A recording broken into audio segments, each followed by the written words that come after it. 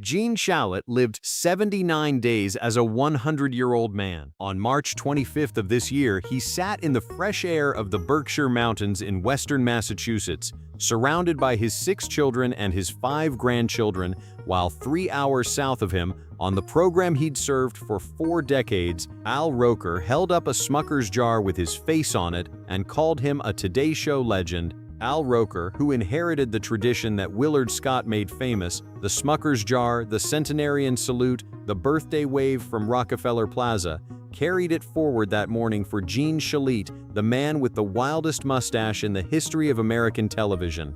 Before Siskel and Ebert made Thumbs Up famous on Saturday afternoons, Gene Shalit was already America's morning movie man, and he'd been doing it longer than almost anyone could remember. He had made it to 100. He told the people around him that day he was looking forward to one simple thing: watching his beloved New York Mets. And then on Friday, June 12, 2026, the family that gathered around him for that birthday released a statement to NBC News. Gene Shalit had passed away peacefully after what they called 100 years of an amazing life. This is confirmed. Not a rumor, not a recycled internet hoax, not one of those videos you've seen over the years asking whether the old critic from the Today Show was still alive. NBC News confirmed it. The Associated Press confirmed it. The Washington Post published his obituary the same evening. His own family said the words. The man who spent 37 years telling America which stories were worth its time had reached the end of his own. And here's the thing about Gene Shalit that almost nobody under 50 understands anymore. He wasn't just a movie critic. For 2 generations of Americans, he was the morning. He was the face you saw over coffee before work, the voice that could destroy a $100 million Hollywood picture with a single pun.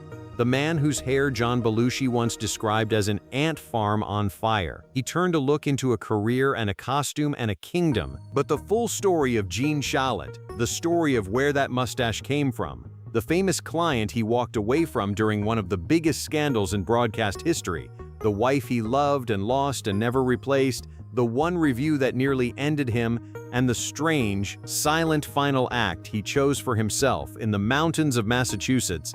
That story has never really been told in one place. Tonight, we're going to tell it. Stay with me. Eugene Shalit was born in New York City on March 25, 1926. Calvin Coolidge was president, the last full year of his term before Hoover would follow him. Movies didn't yet talk, and the institution that would one day make Gene famous, the Today Show, wouldn't exist for another 26 years. The family settled in New Jersey, first in Newark, then in Morristown, where his father Isidore ran a pharmacy called Shalit's Drugs. If you want to understand who Gene Shalit became, you should know that the drugstore mattered. Shalit's Drugs wasn't some forgotten storefront. It stood in Morristown for decades, a fixture of the town all the way until 1998. Gene grew up behind a counter, watching his father talk to every kind of person who walked through that door. He learned early that words were how you held a room. Here's the first clue about the man he would become. While still in grammar school, young Gene founded his school's first newspaper. He called it The Spotlight, and the detail his obituaries this week couldn't resist is that the boy went out and bought himself a fedora, because in the movies that's what newspapermen wore. He was maybe 10 years old, and he'd already decided that being a man of the press wasn't just a job, it was a look. It was a performance.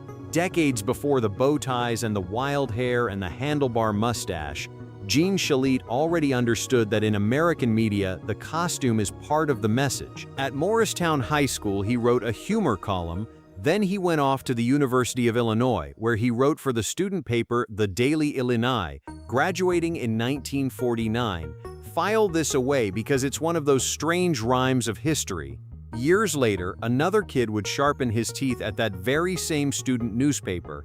His name was Roger Ebert. The 2 most recognizable film critics in the history of American television, the print legend and the morning show icon, both came out of the same college newsroom in Champaign, Illinois, a generation apart. Ebert would eventually partner with Gene Siskel to build the most famous critical franchise in television history. Siskel and Ebert, the 2 thumbs, the balcony, the whole institution. but Ebert got his start at the same desk where Gene Shalit had once gotten his. Now, before Gene Shalit ever judged anyone else's integrity on national television, his own integrity was tested.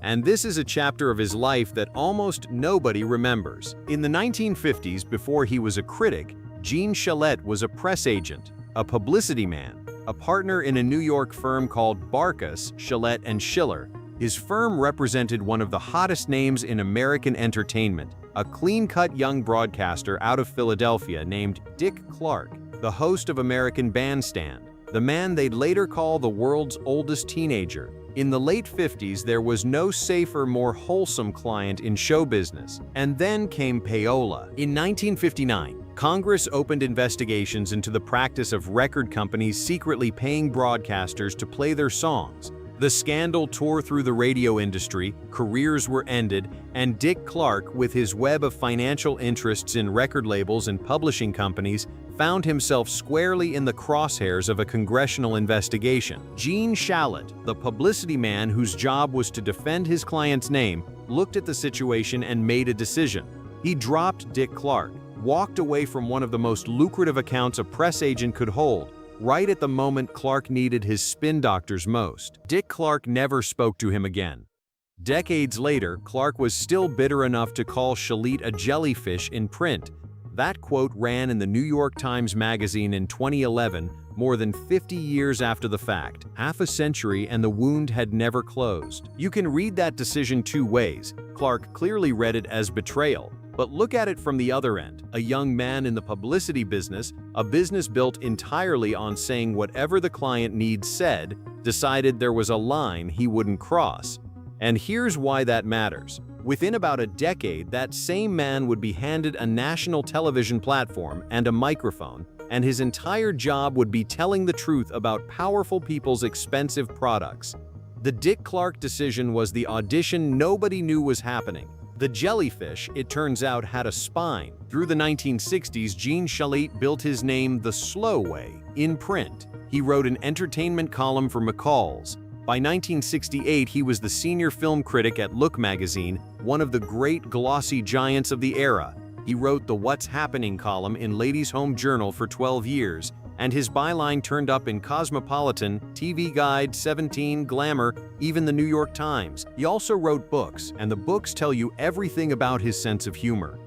In 1962, at the height of the Cold War, he teamed up with Mad Magazine illustrator Jack Davis to publish something called Khrushchev's Top Secret Coloring Book, a coloring book about the Soviet premiere while school children were practicing duck and cover drills. Gene Shalit was inviting America to laugh at the most feared man on earth with a box of crayons. Later in life, he'd publish Laughing Matters, a celebration of American humor and great Hollywood wit.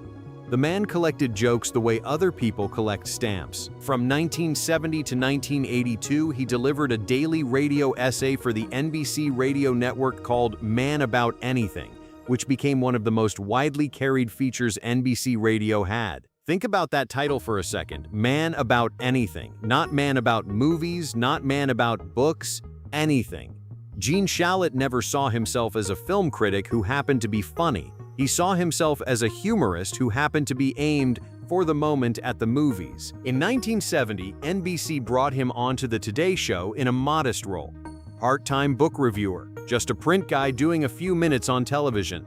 It didn't stay modest for long. On January 15, 1973, Gene Shalit took over the critic's desk at the Today Show full-time, stepping into the chair Joe Garagiola had occupied. He'd hold that ground for 37 years, longer than almost anyone has held any chair in the history of morning television. While Good Morning America would eventually challenge Today in the ratings wars, Shalit's Critics' Corner remained the one thing the competition couldn't replicate. You couldn't manufacture that mustache, that timing, that specific brand of delighted contempt, and America had simply never seen anything like him. Television critics in that era looked like bankers. Gene Shalit looked like a mad professor who'd wandered into the studio by accident and decided to stay. The hair rose off his head in a wild gray cloud.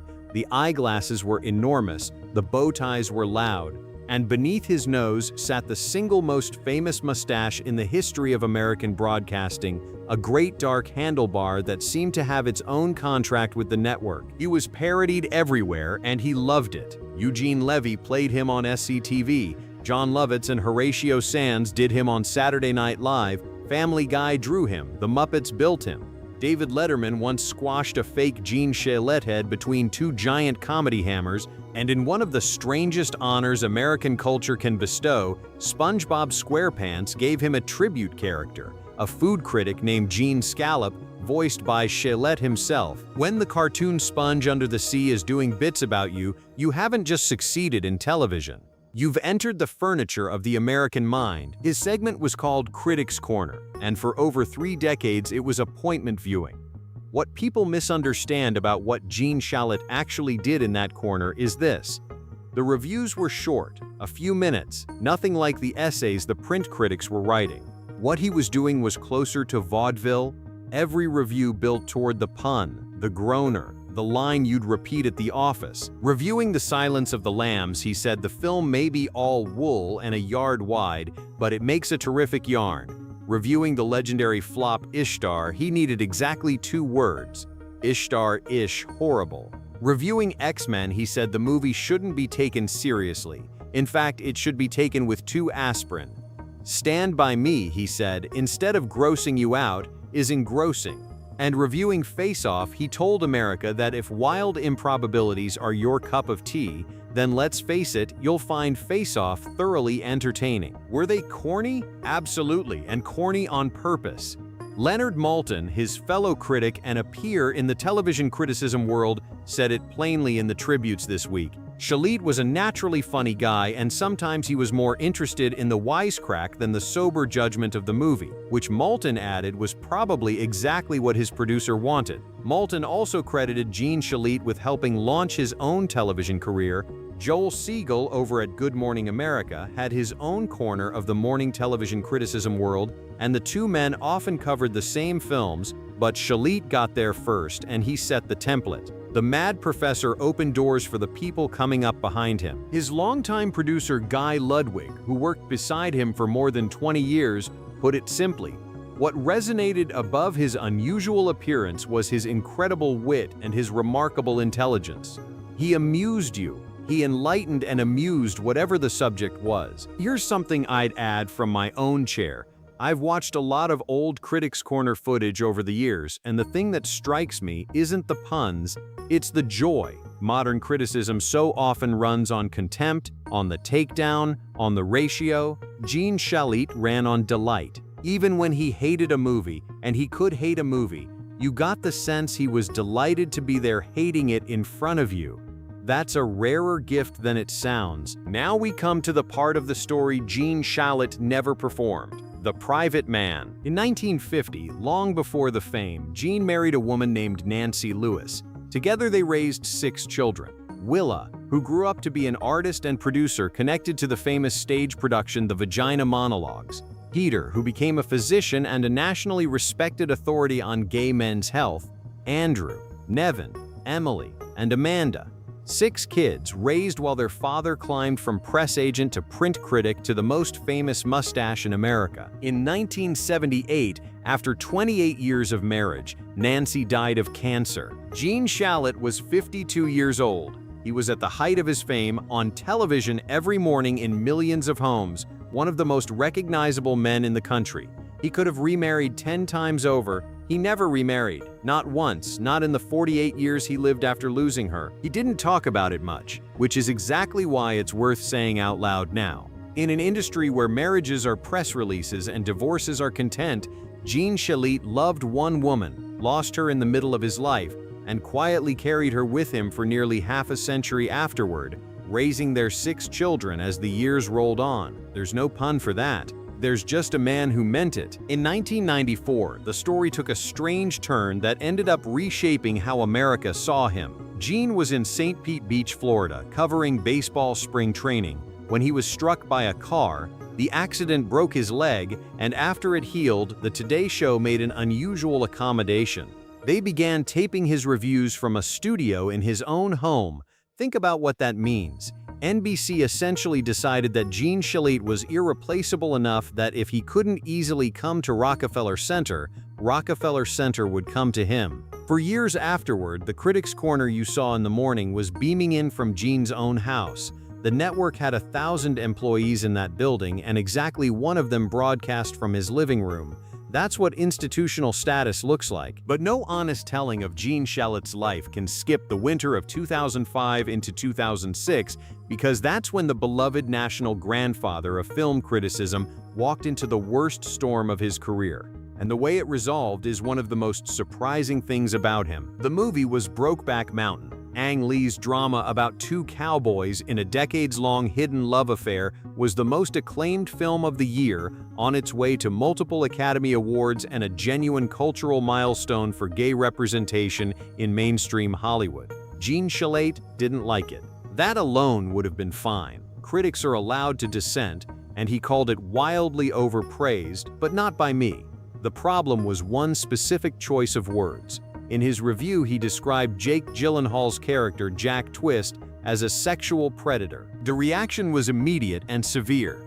GLAAD, the leading media watchdog for gay and lesbian representation, condemned the review as defamatory, ignorant, and irresponsible, and accused Shalit of promoting anti-gay prejudice to a national audience. For the first time in over 30 years on the air, Gene Shalit wasn't the lovable institution, he was the controversy. And then something happened that nobody saw coming. A letter arrived in GLAAD's inbox defending Gene Shalit.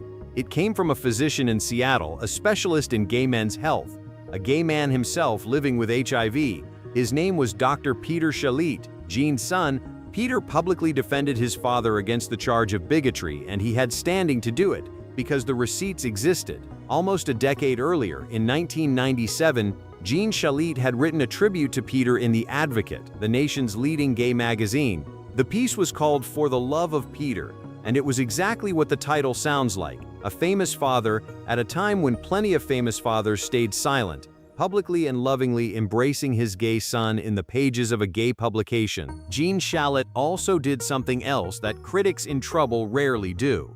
He apologized. He said he regretted any emotional hurt his words had caused. So how do we score that episode, all these years later? Honestly, both things are true at once. The review was a real wound, and the anger at it was legitimate. The phrase he chose was genuinely harmful, and GLAAD was doing its job. And at the same time, the fuller record shows a man who'd embraced his gay son publicly years before it was fashionable, whose own family vouched for his heart, and who, when confronted, didn't double down or play the victim. He said he was sorry.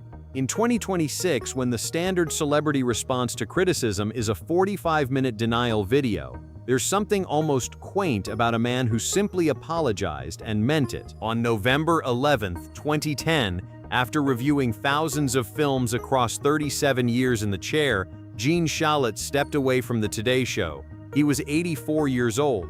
His farewell explanation might be the most Gene Shalit sentence ever spoken. Asked, in essence, why now? His answer was 3 words: it's enough already. No farewell tour, no memoir announcement, no podcast. The tributes that morning were enormous. Meredith Vieira had said it plainly.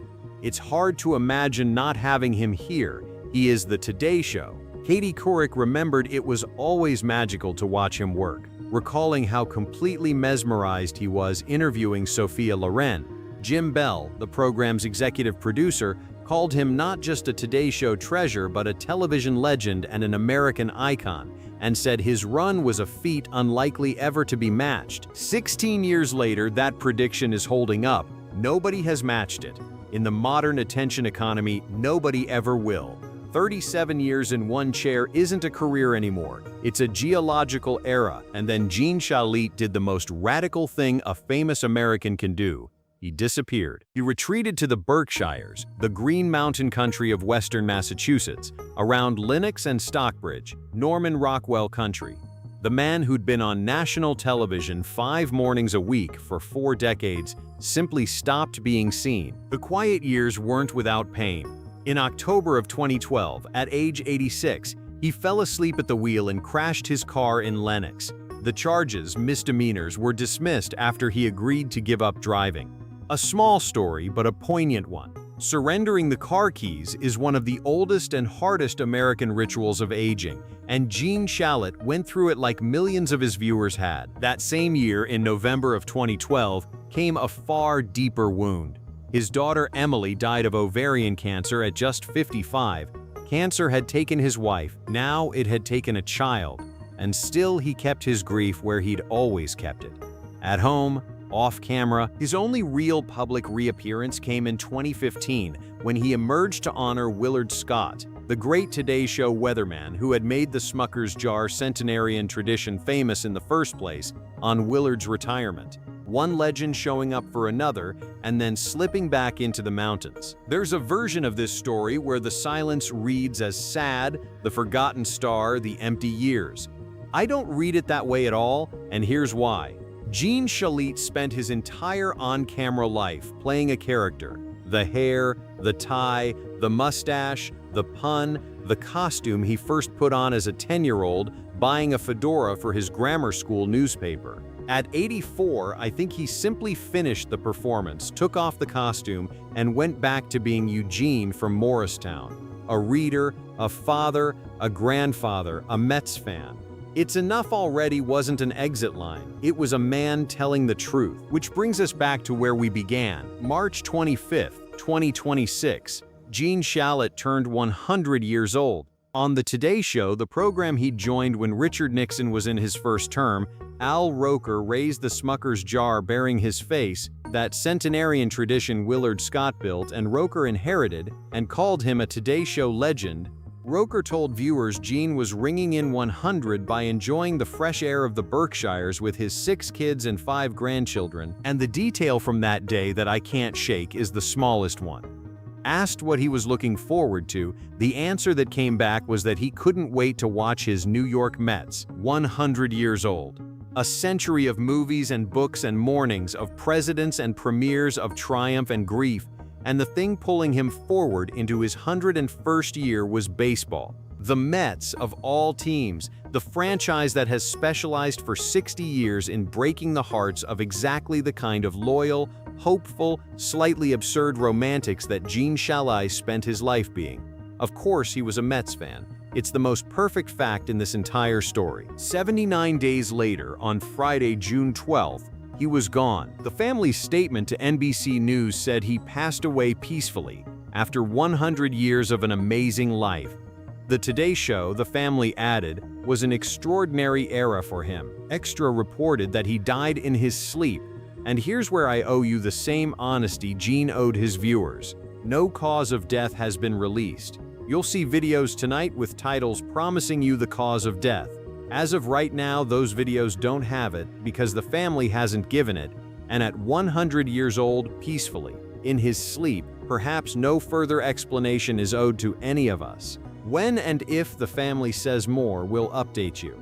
Until then, anyone claiming to know more than peacefully is selling you something. That Friday evening, Savannah Guthrie delivered a tribute on NBC Nightly News, telling the country that the entertainment world was remembering a beloved Today Show mainstay, the torch carriers of the institution he built, saluting him on the network he served for parts of 6 different decades. So how do we sum up a man like Gene Shalit? The numbers are easy. Born 1926, joined Today in 1970, full-time from January of 1973, retired November of 2010, died June 12, 2026 at 100, 37 years in the chair, thousands of movies reviewed, one wife, loved for 28 years and mourned for 48 more, 6 children, 5 grandchildren, 1 mustache, never duplicated, but the numbers miss the point. Here's what the real legacy actually is. Gene Shalit belonged to the last era when America watched the same things at the same time and trusted a handful of voices to tell us what was worth our while. Every morning for nearly 4 decades, tens of millions of Americans, farmers and nurses and teachers and truckers, got their movie guidance from one rumpled man with wild hair and a pun loaded in the chamber. He wasn't the smartest critic of his era, and he would have been the first to say so, but he may have been the most loved because he never once talked down to the people on the other side of the screen. He made criticism feel like a friend leaning over the back fence, telling you to skip the dud and catch the gem, and making you laugh either way. The fedora-wearing kid from the drugstore in Morristown founded a newspaper because he wanted to tell people about things. 90 years later, he was still doing it and we were still listening. That's not a career. That's a calling, answered in full. Gene Shalit, dead at 100. And for once, the old punslinger would have to admit there's no wordplay equal to the moment. The corner is dark. The critic has left the building. Rest easy, Gene. 2 thumbs way up.